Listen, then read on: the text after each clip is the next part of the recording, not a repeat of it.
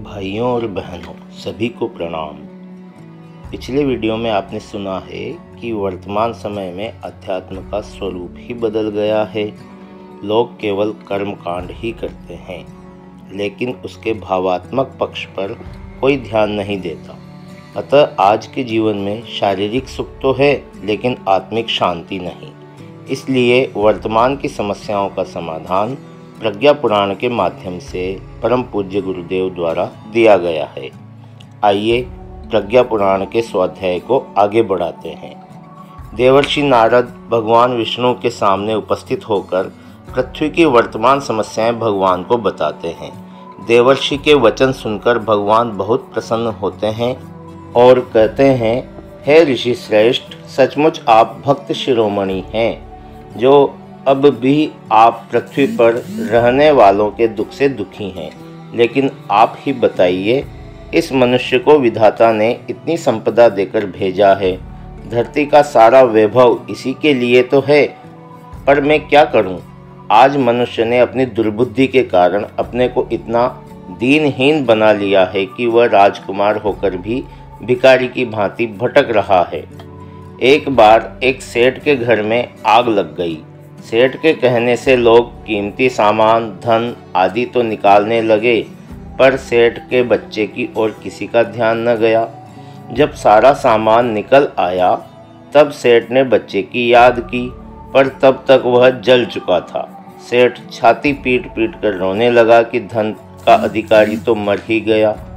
संत ने कहा, शिष्यों, इसी तरह संसार के लोग दुनिया के सुखों के फेर में आत्मा को भूल जाते हैं।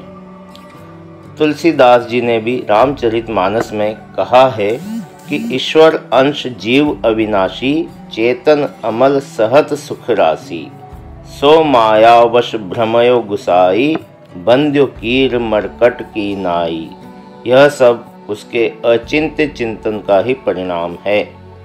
वह सृष्टि का उपभोग करने के लिए, भौतिक सुख सुविधाओं को पाने के लिए दुष्ट आचरण कर रहा है।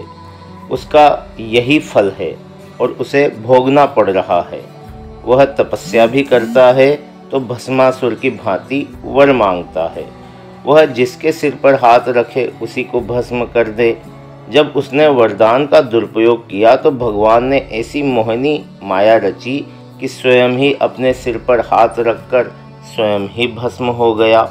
इतना ही नहीं, वह वर देने वाले भगवान शिव को ही भस्म कर पार्वती जी को अपने पास रखना चाहता था। ऐसे दुष्ट व्यक्ति का विनाश नहीं होगा तो क्या होगा? कहते हैं, निर्मल मन जन सो मोहि पावा, मोहि कपट छल छिद्र न भावा। प्रभु के ये वचन सुनकर देवर्षि उदास होकर कहने लगे, हे दीनबंधु, आपने प्रतिज्ञा की थी कि यदा यदा हि धर्मस्य ग्लानिर्भवति भारत, अभ्युत्थानम् अधर्मस्य तदात्मानां सृजाम्यहम्। जब जब धर्म की हानि और अधर्म का स्थापना होगी, तब तब आप पृथ्वी पर आकर धरती का संकट दूर करेंगे। प्रभु, अब वह समय आ गया है कि आपको अब पृथ्वी पर आना ही होगा। यह विनती सुनकर भगवान प्रसन्न होकर कहने लगे, हे मुनिवर, पृथ्वी मेरी सर्वश्रेष्ठ कृति है, मैं इसको नष्ट होते नहीं देख सकता। अतः मैं शीघ्र ही फिर पृथ्वी पर अवतार लूँगा। यह मेरा 24वां अवतार होगा। अवतार का क्रम आदिकाल से चला आ रहा है। जिस समय जैसी समस्याएं होती हैं, मुझे उन्हीं के अनुरूप स्वरूप धारण करना पड़ता है। हे देवर्षि, जब जिस प्रकार की समस्याएं उत्पन्न हुई है, तब उसी का समाधान करने के लिए एक दिव्य चेतना प्रादुर्भूत हुई है, जिसे अवतार कहा गया है, और उसी क्रम से अवतार युग प्रवाह को उलटने के लिए अपनी लीलाएं रचते रहे हैं। सृष्टि के आरंभ में जल ही जल था। प्राणी जगत में जलचरों की ही प्रधानता थी। तब उस असंतुलन को मत्स्यावतार ने दूर किया। जब जल और थल पर प्राणियों की हलचलें बढ़ी, तो उसके अनुरूप क्षमता संपन्न कच्छप काया ने संतुलन बनाया। उन्हीं के नेतृत्व में समुद्र मंथन के रूप में प्रकृति दोहन का पुरुषार्थ संपन्न हुआ। हिरण्याक्ष ने समुद्र में छिपी संपदा को ढूंढकर उसे अपने ही अधिकार में कर लिया तो भगवान का वराह रूप ही उसका दमन करने में समर्थ हो सका। जब मनुष्य अपनी आवश्यकताओं से अधिक कमाने में समर्थ हो गया तो संकीर्ण स्वार्थपरता से प्रेरित संचय की प्रवृत्ति भी बढ़ी। संचय और उपभोग की पशु प्रवृत्ति को उदारता में बदलने के लिए भगवान वामन रूप में प्रकट हुए और छोटे बौने और पिछड़े लोग उठ खड़े हुए। जैसे बलि संपन्न व्यक्तियों को स्वेच्छापूर्वक उदारता अपनाने के लिए सहमत कर लिया। नारद, उच्छृंखलता जब उद्यत और उद्दंड हो जाती है तब शालीनता से उसका शमन नहीं हो सकता, प्रत्याक्रमण द्वारा ही उसका दमन करना पड़ता है। ऐसे अवसरों पर नरसिंहों की आवश्यकता पड़ती है और उन्हीं का पराक्रम अग्रणी रहता है। उन आदिम परिस्थितियों में भगवान ने नर और व्याघ्र का समन्वय आवश्यक समझा तथा नरसिंह अवतार के रूप में दुष्टता के दमन और सज्जनता के संरक्षण का आश्वासन पूरा किया। हे देवर्षि, इसके बाद परशुराम, रामकृष्ण, बुद्ध के अवतार आते हैं। इन सभी का अवतरण बढ़ते हुए अनाचरण के लिए प्रतिरोध और सदाचरण के समर्थन पोषण के उद्देश्य के लिए हुआ। परशुराम ने शस्त्र बलि से सामंतवादी निरंकुश आधिपत्य को समाप्त किया।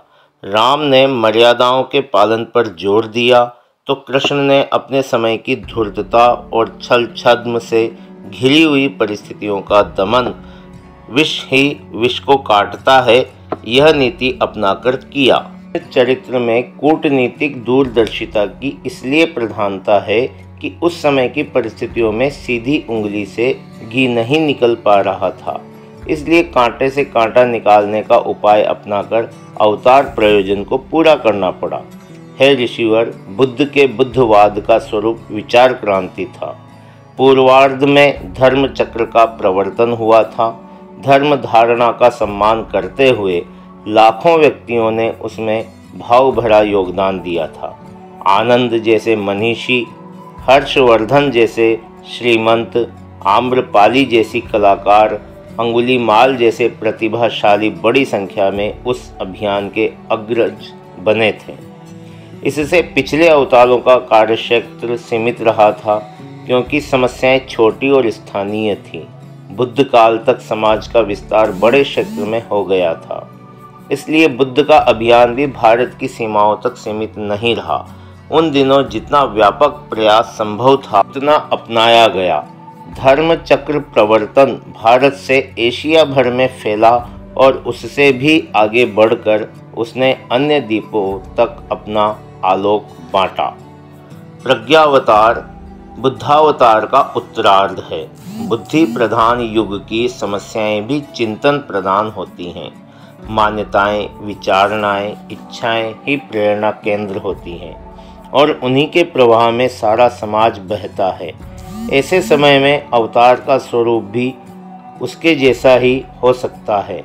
लोकमानस को अवांछनीयता, अनैतिकता एवं मूढ़ मान्यता से विरत करने वाली विचार क्रांति ही अपने समय की समस्याओं का समाधान कर सकती है।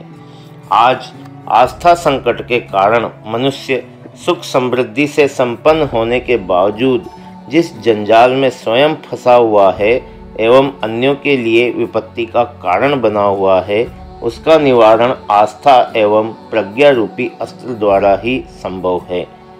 हे देवर्षि, मनुष्य सुख समृद्ध के होने पर भी जिस जंजाल में फंसा है उसे इस समस्या से मुक्त करने के लिए मुझे प्रज्ञा अवतार अर्थात ज्ञान के रूप में अवतरित होना होगा।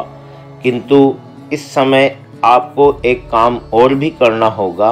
आपने जिस प्रकार व्यास जी को प्रेरणा देकर भागवत पुराण की रचना करवाई थी, उसी प्रकार इस समय युक्त व्यास पंडित श्री राम शर्मा आचार्य को प्रज्ञा पुराण की रचना करने के लिए प्रेरित कीजिए।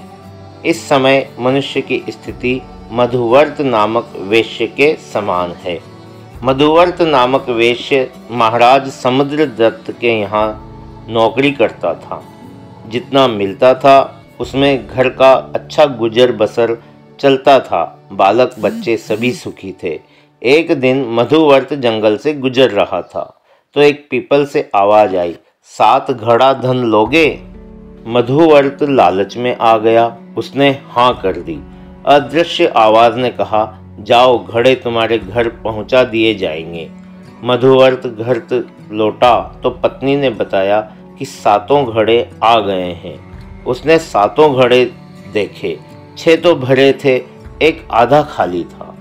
मधुवर्त को उसे पूरा करने की चिंता सताने लगी।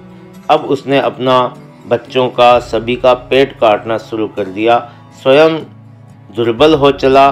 बच्चे उत्पात मचाने लगे। पत्नी कभी उसकी तरफ तो कभी बच्चों की तरफ। घर में हाहाकार मच गया। एक दिन इसी शोक में डूबे मधुवर्त को देखकर महाराज समुद्रदत्त ने पूछा, कहीं तुम्हें यक्ष के 7 घड़े तो नहीं मिल गए? मधुवर्त ने कहा, हाँ महाराज। वे हंसकर बोले, तुम्हारे दुखों का यही कारण है, तुम चाहो तो उन्हें लौटा दो। गलती समझ में आई तो मधुवर्त ने घड़े लौटाए और जितना भी कुछ उसके पास था उसी में गुजारा करने लगा। जो लोग भले होते हैं वे तो किसी प्रकार उभर आते हैं, पर कुटिल चाल चलने वाले अंततः स्वयं गिरते हैं। इस प्रकार युग परिवर्तन की विशेषता बताते हुए भगवान विष्णु कहते हैं कि गीदड़ द्वेषधारी अनेक व्यक्ति समाज में बैठे हैं। अतः हे देवर्षि, इस कार्य में आपको भी मेरा सहयोग करना होगा। मैं निराकार होने के कारण केवल प्रेरणा ही दे सकता हूँ। कार्य करने के लिए आपको वरिष्ठ आत्माओं को जागृत करना होगा। भाइयों और बहनों, आज का स्वाध्याय यहीं समाप्त करते हैं। आशा है आपको भगवान विष्णु द्वारा देवर्षि नारद को कहे वचन समझ आ गए होंगे। आगे का क्रम अगली वीडियो में सुनेंगे। आपका बहुत बहुत धन्यवाद।